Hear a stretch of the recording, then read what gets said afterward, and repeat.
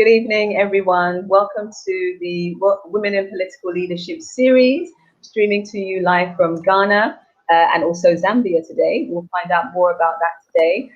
So welcome if you're visiting us on the Power to Our Mothers Foundation Africa platform or the Speak Up and Empower Africa platform. Welcome to you. Speak Up and Empower is a partner of Power to Our Mothers Foundation Africa, and it is an online, heart-centered community focused on bringing businesses, relationships, people together to create the dreams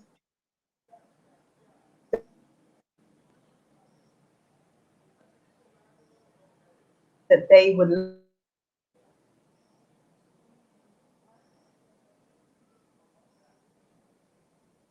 love.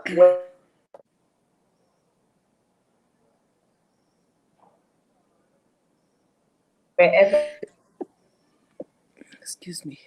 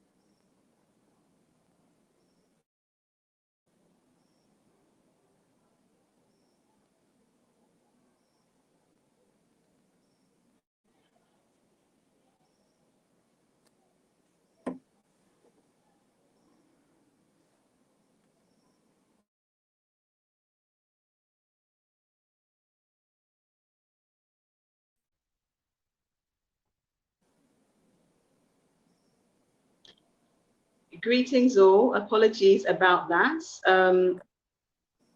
I hope you can now hear me. Sorry about the technical issues. Welcome again to the Women in Political Leadership series. I am thrilled to be joined by today's guest, who, apart from heading a political party, New Heritage Party, which we'll find out more about, is actually aspiring to become president of Mother Zambia in their upcoming elections this August. There's actually a lot that we want to cover with our wonderful guest, Ms. Chishala Kateka.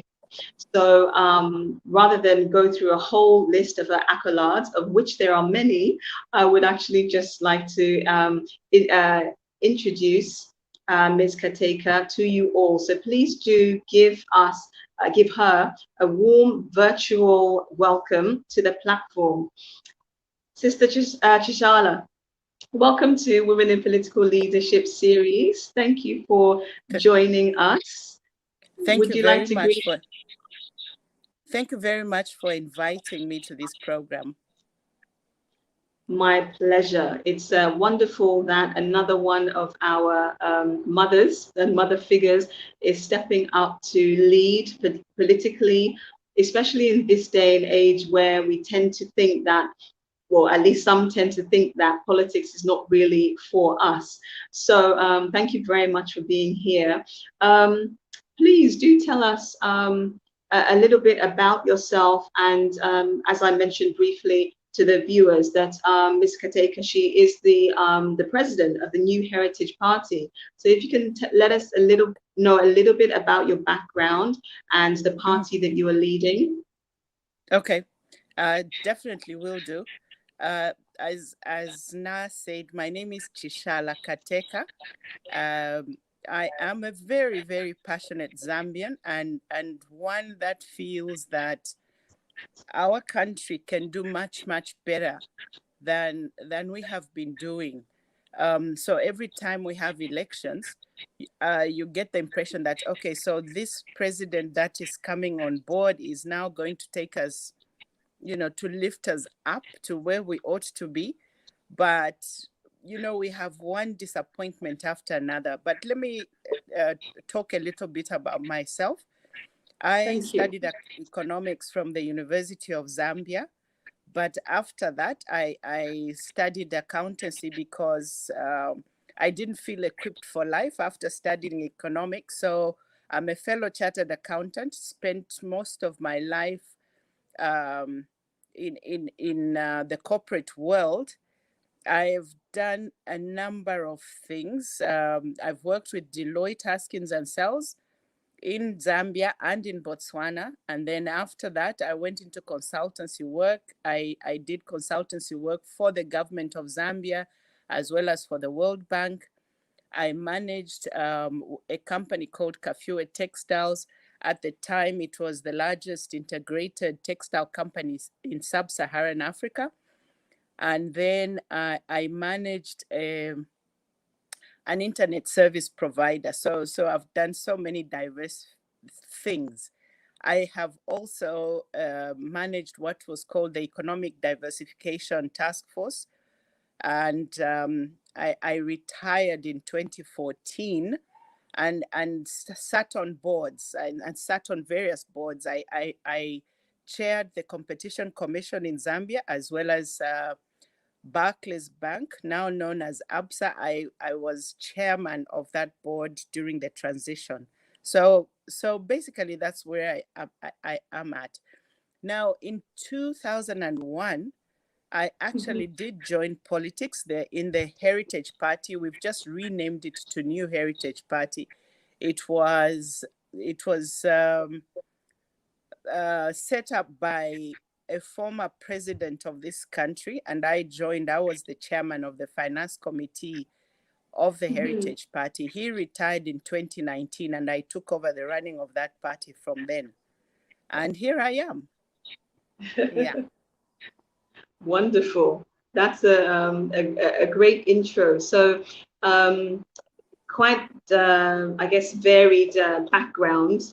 And so I guess the question then is, what is it that first motivated or interested you or inspired you to get involved in politics, and particularly where you are now in terms of a contender for presidency?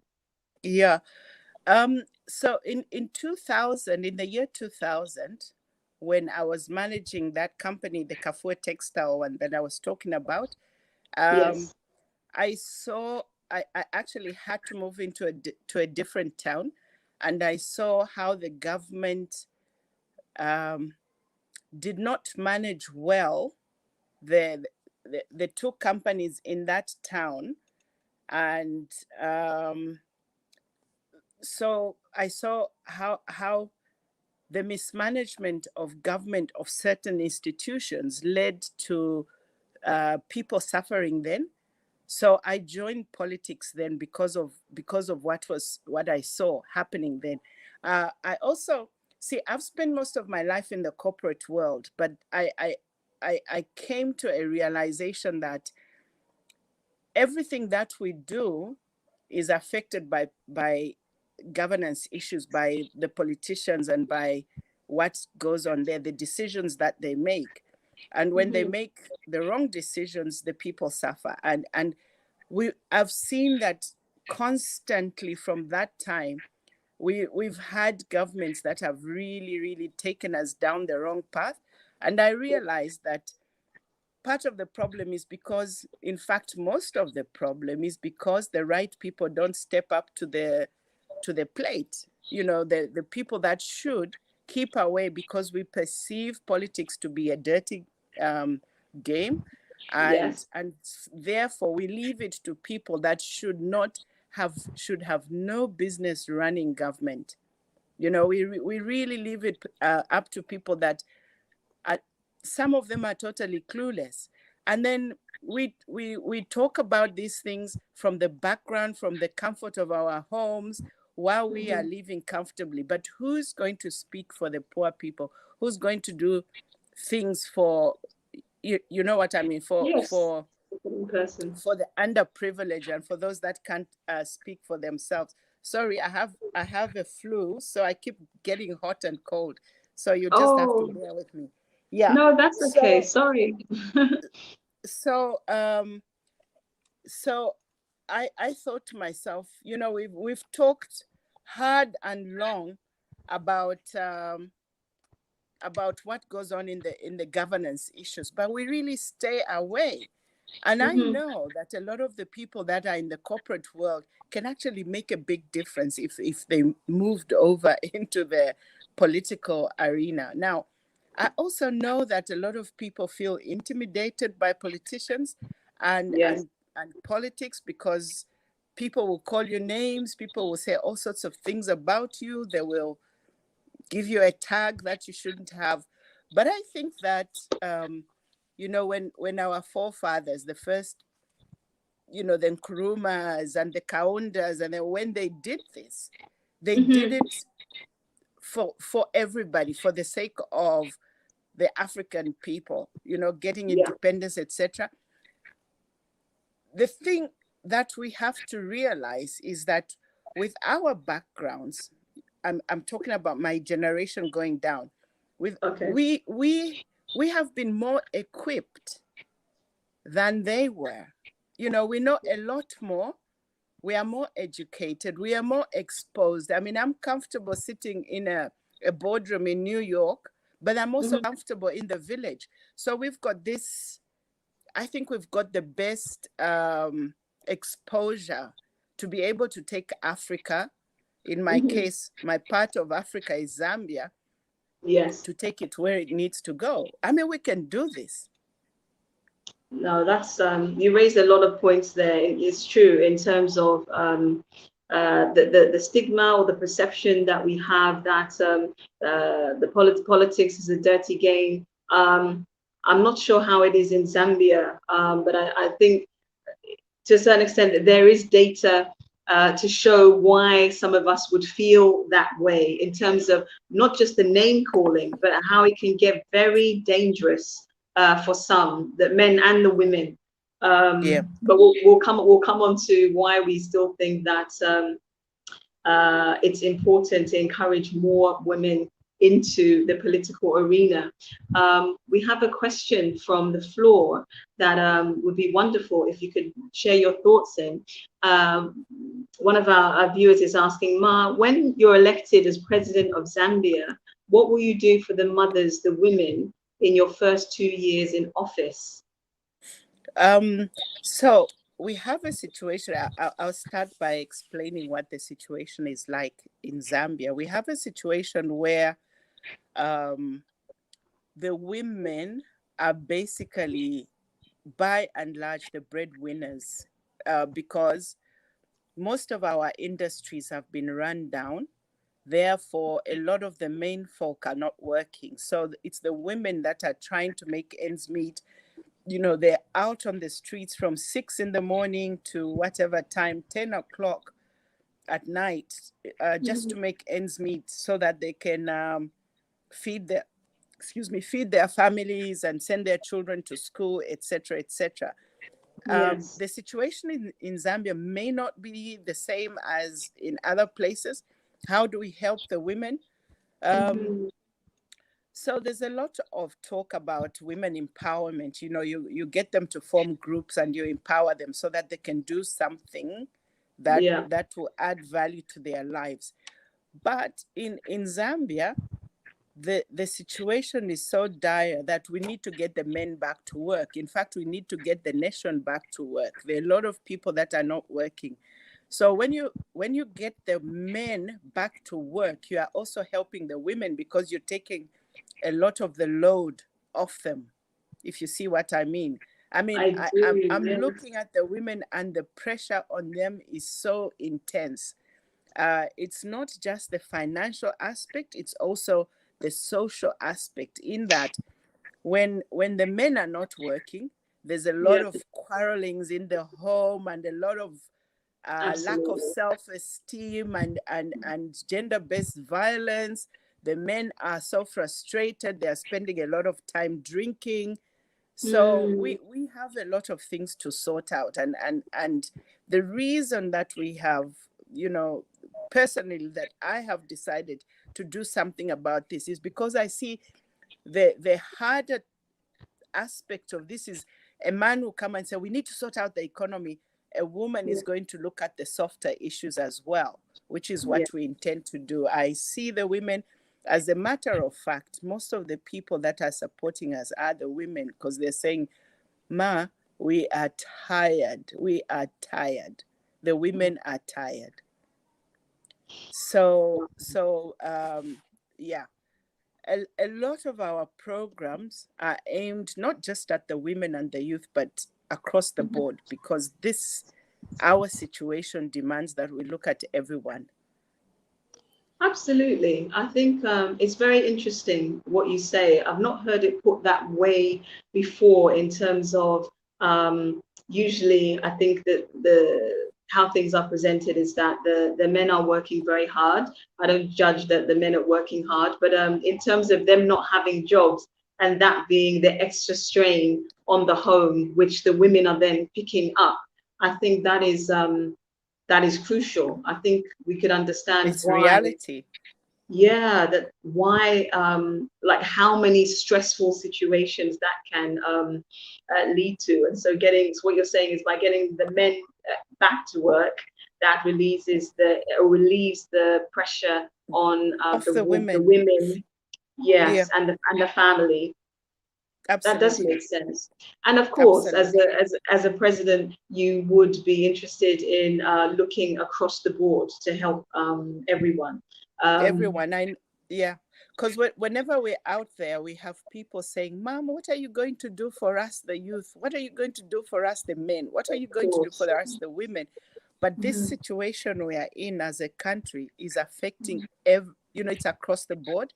It's affecting the youth. The youth don't have work. They can't be employed. And I think that every woman in Africa will understand me when I say there's nothing as painful as you put your pennies together, your ngwes or whatever you call it in your country.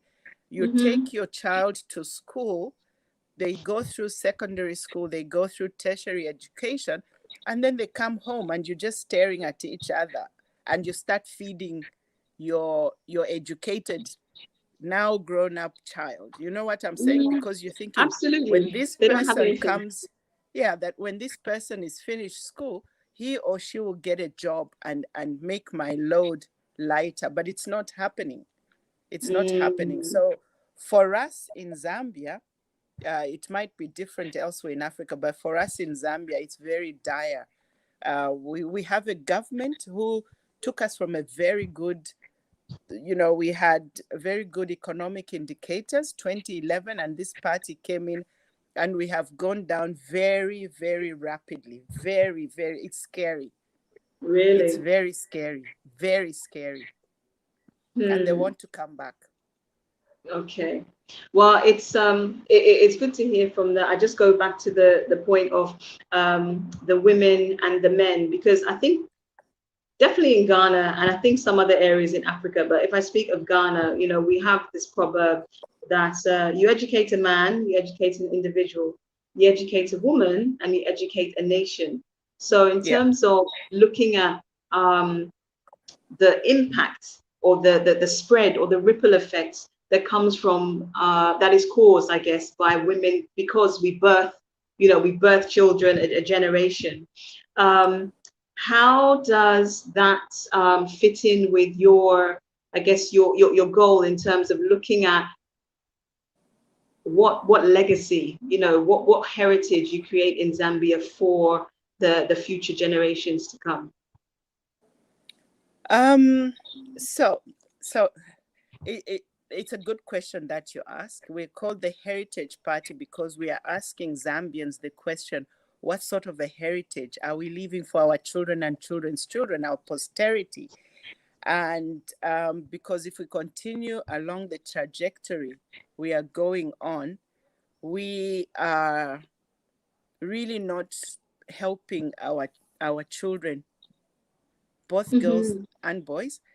So our aim at this moment is to get back we are saying, let's get Zambia back from the people that have messed it up. We need to get it back. And then we've come up with a manifesto that speaks into the heritage message. and of what we want to do. We've identified certain areas that will really speak to the Zambian people. Again, because of the magnitude of the problems that we're going through, yes, we've got some programs for the youth, we've got some programs for mothers and for the, but by and large, we're looking at for the children. First of all, we need to change our educational, our curricula, Yeah. because Zambia is a landlocked, but we call it land-linked country. And when we were under colonialism, the system, everything, education, the infrastructure, everything was extractive, taking out. Everything was Yes. taking out. So even when you educated the African, you educated them to be part of that system. So we've got to change things so that we are more inward looking at ourselves, because when you look at our educational system, it will teach you how to fit into that system of the extraction of wealth, extraction of people, extraction of everything, Exactly. and leaving the country not in a good space. So we need to change that. We need to change even the way we think. As Zambians, I ran an NGO in about 2004 to 2002 to 2004, 6, called Youth with a Vision for Zambia. And in there, we identified about 23 mindsets that are common to Zambians that cause us to fail. We think in a certain way. And there's, I'm very informed by the Bible. And there's a scripture in there that says, as a man thinks in his heart, so is he. So when you think you can't succeed, you will not succeed. So we identified about 23 mindsets that are common to Zambians. And we need to deal with who we are. Who are we as a people? And who are we supposed to be? And then speak into that and help people. So when we're looking at our children and what we are calling our young adults, I don't like to call them youth, but we call them young adults because they are moving into that space. We need to help them to find themselves, and we need to help them become who they are meant to become. Otherwise, they just get lost. They get frustrated, they get lost, and they get into drugs and alcohol and stuff like that. Okay. Yeah. So another, I understand. I think the identity piece is not unique to Zambia. I think the question is there for a lot of, I won't say the whole, but a lot of us Africans generally. I think it is something that we have to grapple with. But coming back to what you were saying about the young adults, a lot of young adults in Africa are jobless. And I was shocked to learn recently, I'm not sure how accurate or recent the statistics are, but something like, 50% of the population of Africa, on the continent of Africa, are aged 25 or less. So half that population. So if we think that a lot of those are jobless, from the mindsets and things that you identified in Zambia, can you tell us what it is that you are seeking to do that's different to help create jobs for them, dealing specifically with Zambia? Okay, so we've looked at two areas. Firstly, agriculture. Okay, agriculture is a low-hanging fruit. The entry to agriculture. I mean, by the way, Zambia, we have a very large. The country is quite large and fertile. There's a lot of water. We have about 50% of SADC's fresh water supply, maybe 30% of sub-Saharan freshwater supply in Zambia through the lakes. That we've got massive lakes, that the type that you can't see the other side. We've got a number of those. So we've got a lot of water, and our weather is really good. So agriculture is a low-hanging fruit. There's lots of land, and the entry, the barriers to entry are very minimal. So anybody can do agriculture. So what we need to do is come up with policies that can help these young people, or even the old people, okay, to do something, or older people. They can get into this and start to be productive. And then we're looking at, so we have a government that at the moment, people grow maize. We have bumper harvests, and then they stop people from exporting to the neighboring countries. And these neighboring countries need the maize. Look, if you allow people to export to neighboring countries, you are then able, firstly, you enable your farmers to get a better price. Okay, so if I'm going to get a better price, it means I can grow more. I become less dependent on the government. I bring in foreign exchange. I mean, it answers a lot of things. So I don't know why the government is doing this. But anyway, we wouldn't. The second thing is we need to encourage value addition. So whatever we produce, add value. I understand in Ghana, the president said, we're going to start making our own chocolate. I don't see why you can't make your own chocolate. Do you see what I mean? Absolutely. Yes. So for us,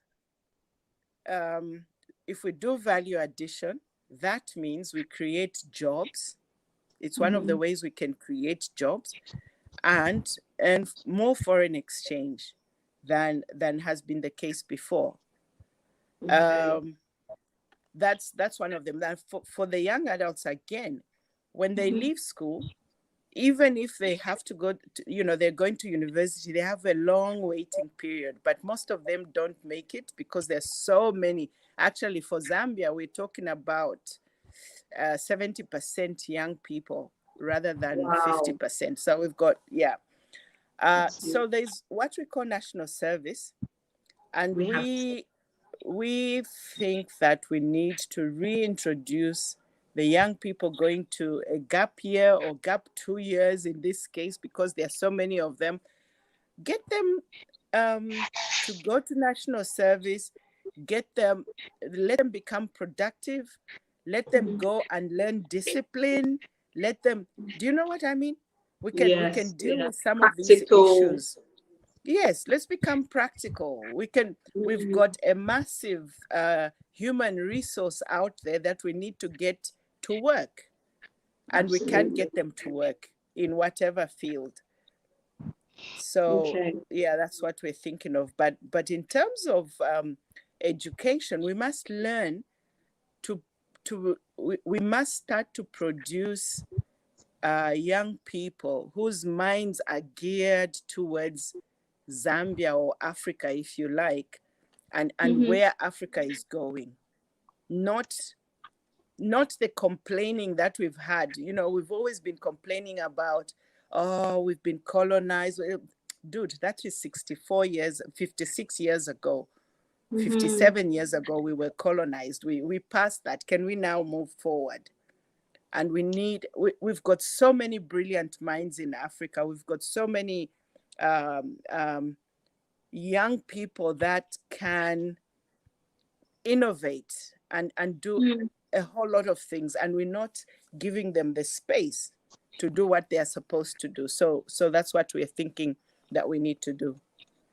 Yes, I think it goes back to what you were saying, that they can have a brilliant education, but then if the economy is not as such that it can actually provide them with a job to feed themselves and do more than just feed themselves, then are they not going to focus on places other than Zambia, to literally help so they can survive? Yeah. So we just need to help them find their space. A lot, as you know, a lot of young African minds decide to leave. You've seen those guys going in the boats across the Mediterranean, etc., etc. We don't need. You know what? Africa is the country. I mean, is the continent where people should be flocking to, not flocking away from. Absolutely. And Yes. secondly, how do you explain the fact that we have the resources and then we send them out and then buy back the things when we can do this? We can do this. I think that all that African people are looking for is a clear sense of direction, also hope. We go to the villages and I see people that have accepted their lot, and I keep telling them, you don't have to accept this. This is not who you are. You can be much better than this. All we need to do is give people hope, come up with the right policies, and stick to what we are saying we are going to do. Don't go in there to enrich yourself. How many cars do you need? How many houses do you need? How many clothes do you need? Indeed. Yes, there's a lot in there. We may have to continue the conversation another time, in the sense that, like you say, how is it that we don't have certain things? Where definitely, from my perspective, and actually from what we know from the figures, Africa, with its wealth, its resources, we literally are feeding the world. Yet we don't seem to have enough for ourselves. So there definitely has to be something where, like you said, you're taking the reins from those who, for whatever reason, are not able to invest our own resources in our human resources, I imagine.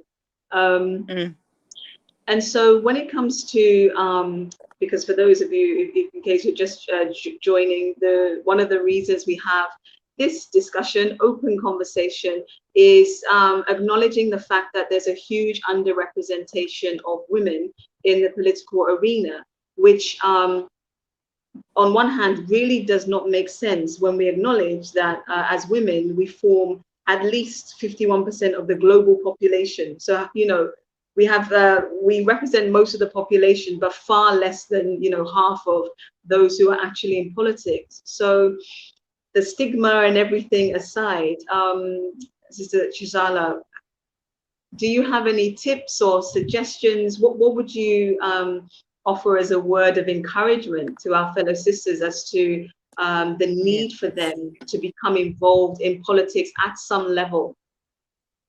Yeah, I think that this situation is historical, in that women, politics was the preserve of men, and we all erroneously thought, okay, the men have to sort it out. But when you look at life, you find that there has to be a balance. There's been a lot of research, like in the States, in the corporate world, where they found that the top 500 companies, the ones that really do well are those that have got a good balance of men and women. There's gender balance. And it has, we look at Africa and we wonder, it's almost as though the story is the same from one country to the next. And you are thinking, what's wrong with these people? What's wrong with these people? But it could also be the fact that you don't have an adequate balance, because women have got different attributes, if you like. So we can go to the same school as a man, and they'll look at, some of them are left-brained and some are right-brained and everything. But when we bring that balance, then you get a really good balance. So you find apparently even co-educational schools do quite well because of that balance. So for the women, we left this to the men for a long time. However, I see a situation where women are beginning to realize that politics, like the corporate world, can be conquered. Do you see what I mean? You can rise to the top in the corporate world. You can rise to the top in the NGO world.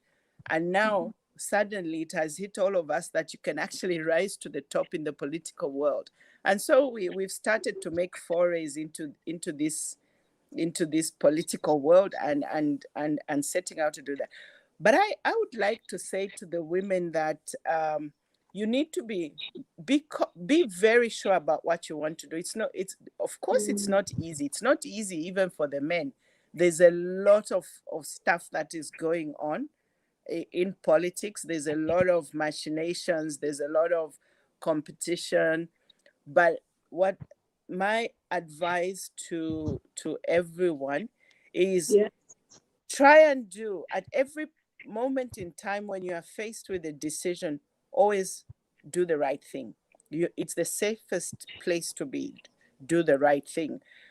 Don't try and compromise yourself, but go in there, be confident, be sure that this is what you want to do. Count the cost, otherwise you'll turn back halfway.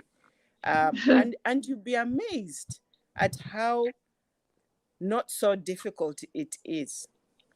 I would like to encourage the women, because women are problem solvers. So when a woman finds a problem, she'll always try and look at how can we resolve this issue? How can we improve this? How can we help?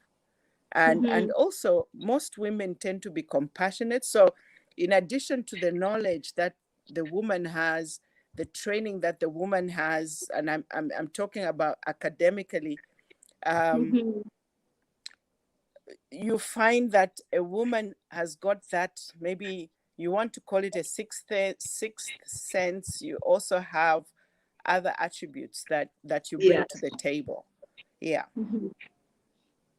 Wonderful. Yeah, I would agree. There is a reason why we have differences, and if nothing else, the pandemic has shown us. People have done research, but has shown that in a number of the countries that are said to have done well, however well you can judge well, but manage the pandemic well, they tend to be, or they have been shown to be, the ones who are led by women. So there is something undeniable there about what we bring to the table that perhaps men don't, or they cannot. So it's just to say, it may not necessarily be that it's better, but the fact that it's different. And we need that kind of diversity, whether it's full-scale balance or just harmony, where it's not like such a kind of 80-20% situation, especially because, as we said, we acknowledge that women are the just over half the population. So that makes a lot of sense. And I think I would just say, lastly, I guess, for us to wrap up, Sister Chishala, thank you so much for having for joining us today. Would you like to share in a few words then what is your vision for Zambia? And lastly, how can people support you if they would like to know more or support your campaign? Okay. All right. So the heritage message, we are quite different from other political parties. We're not just politicking and saying, oh, we're going to bring development, so we've looked at Zambia, and we've gone right back to 1964 is when we got our independence, and identified that, we go through, what would I call it?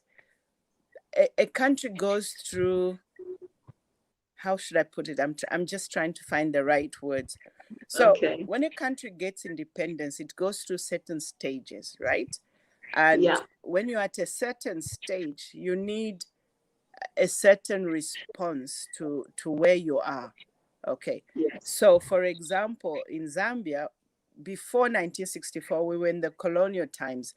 And we had the response that was needed was somebody to come and say, we are bringing independence. That was political independence. And we got that political independence through a party called UNIP. So 1991, 27 years later, President Kaunda at the time had closed off all the other parties. We had what they call a one-party participatory democracy, whatever that means. But the simple word, the simple name for that is that we had a one-party state.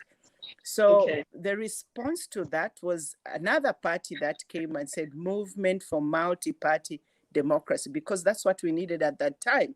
So these two political parties were, they were redemption parties. They took us from one dispensation to another dispensation, the two of them.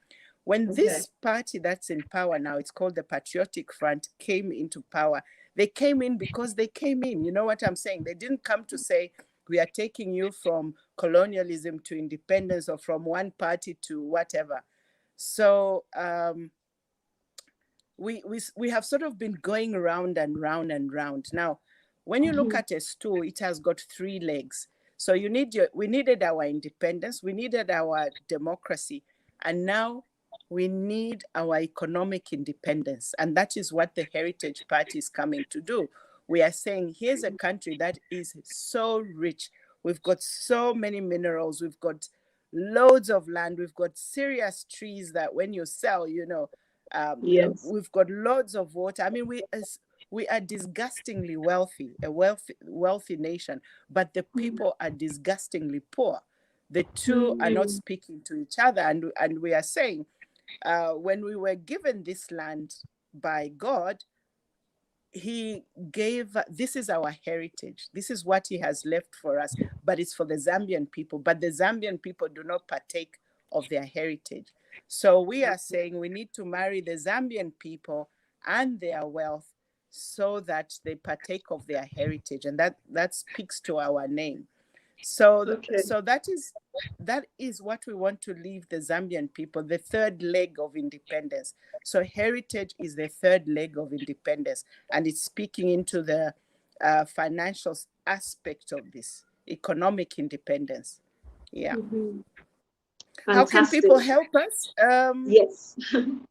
So one of the challenges that women face, one of the biggest challenges that women face is financially, how to fund the party. In places like America, people give. In places like Africa, so many people don't. If they could, they would, but they don't. So, and when you are starting something, you've got to put in as much money as you can, which is what we have been doing as a party. But we are now at the stage where we are actually looking for serious funding as we go towards the campaign period, the 3 months. We need serious money. And but you see, if you look at that and say, look, I don't have this money now, so I won't start, you'll never do anything, you'll never succeed. Agreed. But so we'll be looking for people to help us with either funding or helping us with material, or whatever way that people can help us. Yeah. So is the best way for people to contact you through the Chishala Kateka for President Facebook page, or is there another way? Yes, I think they could do that. That would be useful. Or my email is ckateka@zamnet.zm. Okay. Yeah. Let's see. And is there any space between that? Kateka at Zamnet? No space. It's all one. Okay. Just like that. Zamnet. I think I sent you an email. So if you, Yes, I was just going to check, so I'll put it in the chat for people. But it's okay. Kateka Zamnet.zm. Okay, perfect. Thank you very much. So yes, thank you all for joining us, whether you're joining us on live or on replay. Please do take a moment to share the broadcast. Whilst Ms. Kateka has said that, yes, they do need support in various ways, funding being one of them. Another way that you can support for free is by sharing her content, sharing their videos, the message, to really see how many people we can positively impact, and also Yeah. encourage other women to come forward, because I agree with Ms. Kateka that yes, I think we kind of handed over, we took a step back for a while, and it really is now time for us to come back, because that maternal energy is missing from the picture. And I think our citizens, I think Africa wide, could do with a lot of nurturing right now. So thank you very much for joining me. You're welcome back anytime. To the viewers, like I said, please share the broadcast with one person. You don't know who you could positively impact.